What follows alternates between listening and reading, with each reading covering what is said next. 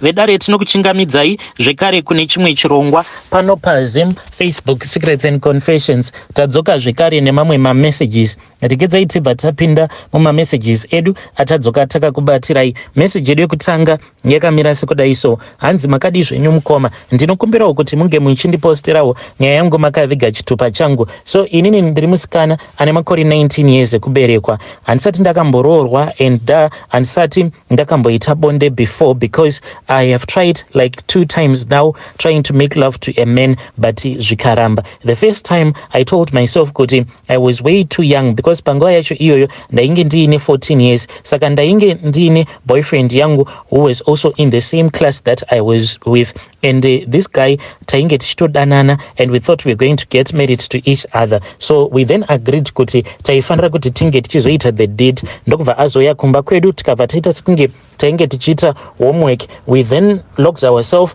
mu spare bedroom mangu ndokubva tazama. Iye ainge asina kana idea, neniwo ndainge ndisina kana idea. So when he tried, aingoti ndiri kupashaya, and I was also like really feeling ashamed of the things that we were doing. Ndobva ndati saka ngati regedzei, maybe ndimwari vari kutotudza kuti zvinhu zvatiri kuda kuita hazvisi right. Ndokubva tasiyana nazvo. Saka from 14 kuzonosvika ndava ne17 ndopandakabva ndazozama. Pandakazama now, I was dating another guy. This guy, he was a married guy. He was also staying in the same area that I am staying right now. So this guy one day akanditora, then we were just chilling in his car and we chose a place, because tozi taitoziva kuti day iroro taitofanira kuti tinge tichitomboita mutambo webonde. We then went to this other place ndokubva tatongogara mumotikari tichitongobatana tichiita sei. He waited until it was in the evening, ndopa akabva azonditora akabva azondigadzika pamakumbo ake. We tried mukoma, tikazama, but naiyewo he was just looking very confused. Zvino akazoti atora ruoko rwake akabva azonoriisa mupenti mangu. Mukoma munhu akabva andirova nechibhakera mudumbu. Ndakaridza mhere ndichichema, ndikabva ndati ko what is wrong. Iye akabva atanga kundituka achinditi futseke ibva imbwa yemunhu, tsvina yemunhu. Ndikati what is wrong. Akabva anditi so all along I have been dating you when you know very well kuti you are a man. Ndakarwadziwa mukomana acho, ndikati what do you mean when you say you are a man. Akatopotsa anditsika, because ndakangoti ndatongoburuka motikari make and I was really scared of what had happened. Saka like when I was out of his vehicle ndopa akabva atongomutsa motikari yake, and the guy, he drove off. Ndokubva azonditumidzira message akanditi pandapinza ruoko rwangu mupenti mako ndabata sikarudzi yemunhurume. I was so shocked zvekuti immediately I got up from where I was sitting, ndikabva ndamhanya kuspare bedroom kwangu. I took a mirror and I looked at myself. Ndikatoona kutoti ingawani zvandiine sikarudzi yemunhukadzi. Ndokubva ndamutumidzira, but the guy, he told me kutoti ainge ari pictures andainge ndadownloada, and iye nanhasi uno anotofungidzira kutoti maybe nditongori munhukadzi ane chinhu chemunhurume. And the guy told me kuti he does not want to see me anymore. Saka kubva zvandakarohwa nemurume iyeye, ndakabva ndatongozviudza kuti let me stay single. Ndava kungoitawo zvekungodata vanhurume pamafoni, like kana pafoni paya ndinokwanisa kutotumidzira munhurume sikarudzi yangu uchitoiona kutoti iyi isikarudzi yemunhukadzi. But so the guy akabva azondiudza kuti iye ainge ava kusandida, and I then understood. And I want to tell you my family history, hoping kuti kune avo vanenge vachida kuzondibatsira kana vanzwawo my background vanokwanisawo kuziva kuti ndingabatsirikana sei. Saka gogo nasekuru, amai nababa vanova vakabereka baba vangu, ivo vane imba yavo kuavondeu uko. Saka kumba ikoko, kumba kwana gogo tainge tisingatendedzwe kuti tinge tichiendako at all the times, and I don't even know why. But if you would go there usina kutendedzwa nevabereki kuti unge uchienda ikoko, waiti kana wasvikako ikoko waibva warwara, but usati warwara waiwanzokuona like a vision yenyoka inenge yakagara paveranda. Waiti kana ukatoenda ukanotarisa kuti paveranda pacho pane nyoka here, waibva watoona kutoti panenge pachitomborina kana chinhu chinenge chiripo. Then waiti kana warwara kudaro waingoti kana ukanorara mubedroom pabed pagogo nasekuru.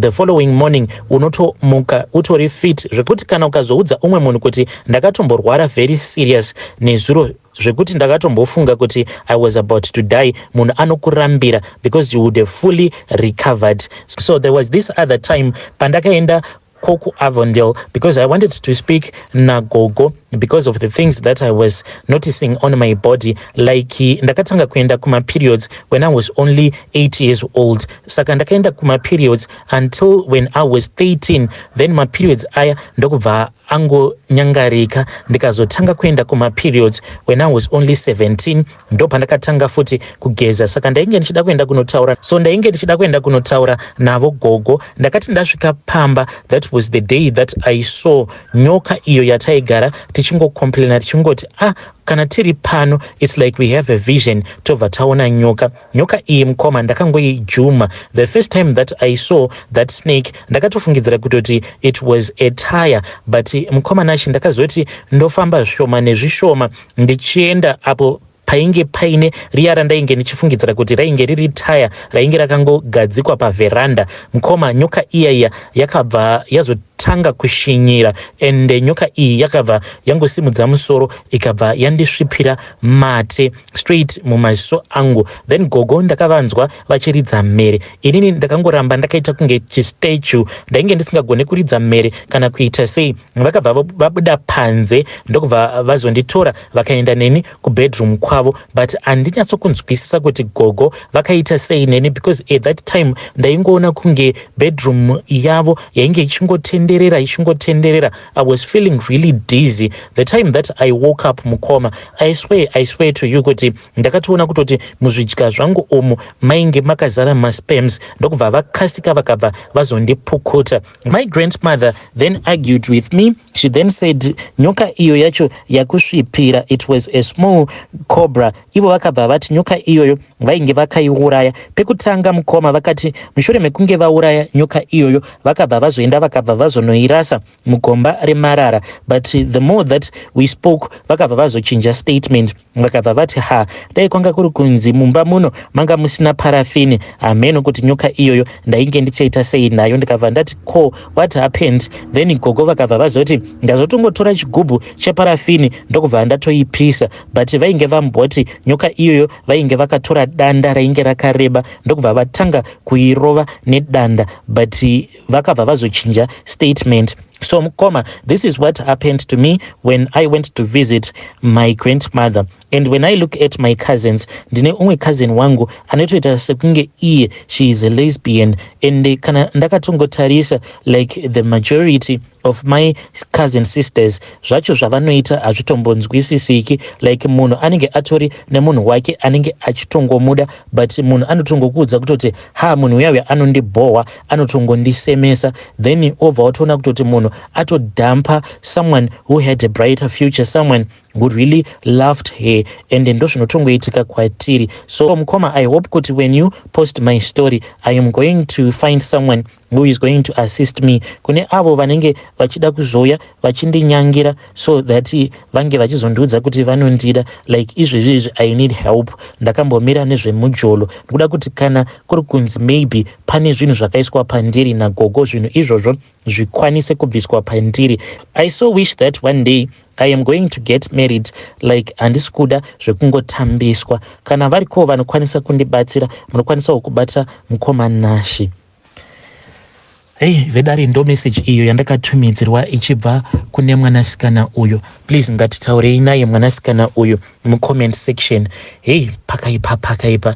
Rekedzai tibva taenda panyedu inotevera. Nyedu inotevera yakamira sekudai so. Hanzi makadii zvenyu, please post for me chitupa changu vigai. Ndiri mukadzi ane makore 26 years ekuberekwa. Ndakaroorwawo nemurume wemunhu, ende ndiye wandiri kugara naye pari zvino. Nyaya yangu yakamira yakadai. Ndakadanana nemurume wandiinaye kutaura kuno. Zvakaitika ndezvekuti murume uyu ndainge ndamboonana naye, asi ndainge ndisina zvizhinji zvandainge ndakataura naye. So after some months murume uya akazodzoka zvekare kuma area kwedu, ndobva azokumbira nhamba ndikamupa. Takazoti tati garei ndo takatanga kutaura tose ndokubva andipfimba ndikamubvuma ndokubva ndatanga kudanana naye kusvika azonditi iye ainge achida kuenda neni kunoku kusouth. Ininiwo ndainyatsokuziva kuti yainge iri first time yangu kuuya kuno kusouth, ndokubva ndangobvuma. Ndakabva ndanosangana nemurume wangu kunzvimbo ndakabva ndazonosangana nemurume wangu kurutenga, ndokubva tazoyambuka tikauya kuno kumhiri. Pose apa ndaisaziva kuti murume uyu ainge aine mumwe mukadzi uye ane vana 2 kumusha ikoko. So ndakazoti ndasvika kuno kuPretoria ndakabva ndazoudzwa nevanhu kuti mukadzi wake ainge achangobvawo about 2 weeks ago nevana vake. Ndakapera power, ndaisambofunga kuti ndingazoroorwa nemurume wemunhu, asi handina zvandainge ndichaita nekuti kuno kwacho hapana kana wandainge ndichiziva kana ani zvake. Chero chirudzi ndainge ndisati ndatombochibata. Ndakazotanga kugara nemurume wangu, ndipo pandakazoita zvivindi nekuti ndaimutya panguva yacho because iye munhu wechikuru ane 43 years. Ndakabva ndangomubvunza kuti ainge aine mukadzi here, akabva abvuma zveshuwa, asi ndakabva ndazviudza kuti handaizombomusiya. Ndakagara naye for 2 months. Mwedzi wechinumber 3 ndakabva ndazobatira pamuviri, zvinova zvinhu zvandainge ndisina kutarisira. Ona kuti ndainge ndabatira pamuviri, ndo pandakabva ndazongotanga kungofambawo ndichitsvaka vanhu vanondibatsira, but ndakatoenda kune rimwe location. Ndakati ndaenda kulocation kuya ndokubva ndazodirectwa pamba pevamwe vainge vachingonzi madzimai vaya. Manje ndakabva ndazovaudza chokwadi changu, ndikabva ndati pari zvino madzimai, ndinokumbirawo kuti munge muchisunga mbereko yangu mushure mekunge mandivakira munamato, because vakati hapana kana problem, vanokwanisa kundivakira munamato wekuti pamuviri pandainge ndakatakura pange pachizobva. Sabva vanditi haisi nyaya, vakabva vanditi ndinge ndichienda kunotenga zai rimwe chete. Ndakabva ndaenda ndikabva ndanotenga zai ndikabva ndadzoka naro. Vakabva vazonditi zai iroro ndaifanira kuti ndinge ndichizoriisa mumbiya, ndokubva ndazoriisa mumbiya zai riya. Vakabva vazonditi madzimai, zai iri muri kufanira kuti munge muchitsvaka panzvimbo pekuti panenge paine mvura inenge ichiyerera, mobva magadzika zai iri zvakanaka so that risazoputsika. Asi kana rikazoputsika haro mushure mekunge mariyeredza nemvura, aiwa hapana kana problem, munenge matozadzikisa mhiko dzemunamato uyu wandiri kukuitirai. Mai vaya pavakanditi ndaifanira kutsvaka panzvimbo pekuti pane mvura inoyerera, ndikabva ndati zvino zvamunongoona kuti inini munzvimbo muno ndichiri mutsva, hamukwanisi here kuti munge muchindiperekedza? Ivo vakabva vati vainge vasingagoni kundiperekedza mahara. Vakati kana wotoda mari unofanira kutoti unge uchindipa mari, because vainge vachiti kune rumwe rukova rwavanoziva runoyerera uko kwataikwanisa kuenda, but vakati ndinofanira kuvabhadhara. Mari yacho yavainge vakati vanoda yainge yakawanda. Saka vakabva vazonditi sezvo iwe usina mari, pamba pamunogara mune toilet inoflasha here? Ndikabva ndati hongu pane toilet inoflasha. Vakabva vati saka ndo mvura yacho inoyerera iyoyo. Vakabva vanditi ndinongogadzika zai iroro muchemba then ndobva ndatoflasha. Ndakangoti ndichingosvika pamba murume ainge asati adzoka achibva kubasa, ndokubva ndatogadzika zai riya ndikabva ndatoriflasha. Apa mukoma ndainge ndichingobleedha nekuda kwekuti ndainge ndatomwiswa minamato iyo yavainge vakati ndo ichabvisa nhumbu yandainge ndakatakura. Murume akazoti asvika ndakangoridza mhere ndichimhanya ndichienda mutoilet. Ndichibuda mutoilet munhu ainge akandimirira, akamira padoo. Ndokubva ndatanga kuchema, akabva andihaga, akabva anditi kochi. Ndokubva ndangomuti tarisa mutoilet, akabva anodongorera mutoilet. Ndikanzwa munhu achitura befu, then akatoti ko uri kubleedha? Ndikabva ndati hongu. Iye akabva atoti imiscarriage ndikati hongu. Apa ndainge ndichingochema. Akabva azokumbirawo vamwe vainge vaine motikari pamba pacho patinogara, ndokubva ndazoendeswa kuchipatara. But chokwadi ndechekuti nhumbu iyoyo ndakatongoisvotora. Saka ndakati ndasvotora nhumbu iyoyo, murume ndokungoramba achingonetsa, nanhasi uno anongonetsa, ende hakusi kunzi anondinetsa achindituka, anenge achingokomplaina achingoti Mwari madii manzwawo minamato yangu, dai makwanisawo kuti mudzimai wangu ange achibatirawo pamuviri. But iye haatozvizivi kutoti kubva zvandakasvotora nhumbu iya handikwanisi kuti ndige ndichimuzvarira pari zvino, nekuda kwekuti madzimai vaya vakandivakira munamato vakasunga chibereko changu. Ndiyowo confession yangu iyi mukoma. Hey, vedare ndo message iyo yandakatumidzirwa ichibva kune mwanasikana uyu 9 zvazvakangoma hazvo vedu we yo pakaipa ngatitaurei naye mwanasikana uyu mucomment section. Saka madzimai ava vanzvatsikana kuri kuzonzi vakafa, chii chichazoitika? Chibereko chenyu chinongoramba chakasungwa here kana kuti pamunenge mava kuda imimi munokwanisa kungosunungura? Hanzi ndakanzi tsvaka pane pangori nemvura inoyerera, hanzi kunyangwe mvura iya yaunoflasha hanzi inotoshanda because inenge ichiyerera. Strange things do happen in this world. Ngatitaurei naye mwanasikana uyu mucomment section. Ndakedzai tibva taenda panyedu inotevera. Hanzi makadi zvenyu mukomanashi, ndinokumbirawo kuti munge muchindipostirawo nyaya yangu makaviga chitupa changu. Saka ininiwo ndikuda kungopawo advice kune vamwe avo vagere nevarume vanobva kuZambia kana kuti kuMalawi. Inini ndigerewo nemurume uyo anobva kuMalawi but iye vabereki vake vanobva kuZambia zvavo. Saka kana muri mugerewo nevarume vanobva ikoko, musazowanzo kuvashandisira mishonga too much because vanhu ivavo havagadzirisiki zvego uye havadyisiki zvekudaro. Mukomanashi, inini murume uyu ndakati nerimwe gore ndafunga hangu kumudyira mari yake, ndikabva ndati munhu uyu zvitori nani kuti ndinge ndichimushandisira mushonga. Saka ndakabva ndazobva neumwe mushonga wandakabva nawo kuzimu, but nditori mubhazi manje ndakabva ndarota ndichipenga mukoma. That was a warning. Ndakarota ndichibika, ndakati ndapedza kubika ndokubva ndatomupakurira paya. Saka akabva azondiona ndichimuisira mushonga uti ndapepuka ndokubva ndati aikaka ko ndanga ndichirota.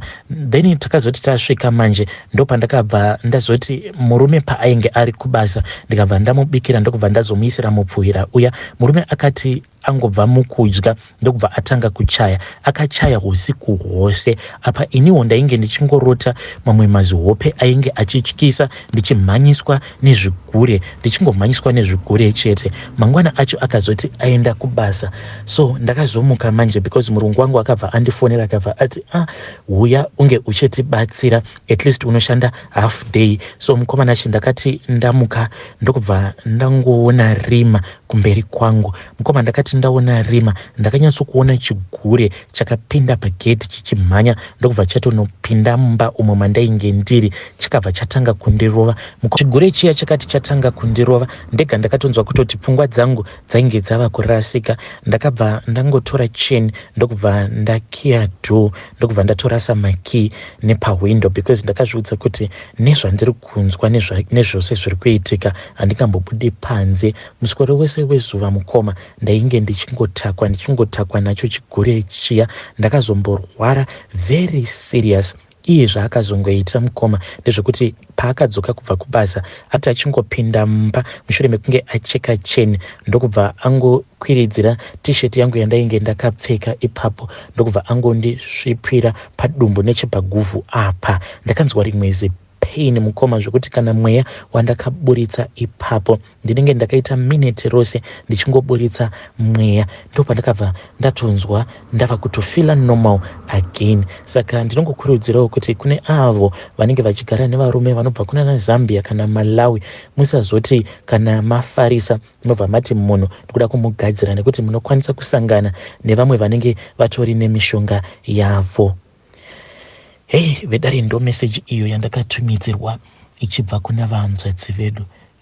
Zvakangoma hazvo vedu we, hanzi ndainge ndafunga kudya munhu mari, ndikati rekedzai ndigadzire munhu, but ndakaswera muswero wese wezuva ndichirohwa nechigure, but makakasika kufunga mukabva mazvikira mumba. Just imagine, pamwe dai musina kuzvikira mumba, pamwe mungadai muchingotenderera neSouth Africa muchingorohwa nacho chigure ichocho. Asi ngatitaurei navo mucomment section.